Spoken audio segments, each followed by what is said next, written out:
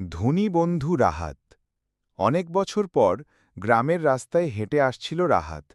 শহরের বড় ব্যবসায়ী এখন সে। হঠাৎ চোখে পড়ল তার ছোটবেলার বন্ধু সোহেল আসছে। গরিব বন্ধু সোহেল। সোহেল পুরনো জামা গায়ে, হাতে চায়ের কাপ, চোখে ক্লান্তি, কিন্তু মুখে শান্তির হাসি। রাহাত তাচ্ছিল্যের সুরে, এই সোহেল, তুই এখনো গ্রামের চায়ের দোকানে বসে চা খাস? তোর তো কোনো উন্নতি হলো না রে। শহরে এলে বুঝদিস মানুষ কত দূর এগিয়ে গেছে। সোহেল: হ্যাঁ রাহাত, আমি হয়তো বড় বাড়ি বানাতে পারিনি, কিন্তু মা বাবার সেবা করেছি, প্রতিবেশীর বিপদে পাশে থেকেছি, শান্তি আর সম্মান নিয়ে বাঁচি। এগুলোকেই আমি উন্নতি বলি। রাহাত হাসতে হাসতে, সম্মান আর শান্তিতে ভাত হয় নাকি?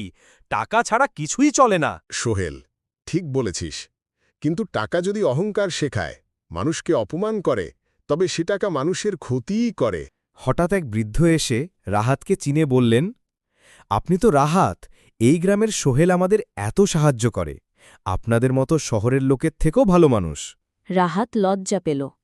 সে বুঝতে পারল টাকা সবকিছু নয়। মানুষের আসল মূল্য তার চরিত্র, ব্যবহার ও অন্যকে কিভাবে দেখে তাতে। শিক্ষা: ধন সম্পদ মানুষকে বড় করে না, মানুষকে বড় করে তার ব্যবহার ও মূল্যবোধ। অহংকার করলে ধন সম্পদও একদিন মূল্য হারায়, কিন্তু সম্মান চিরকাল থাকে।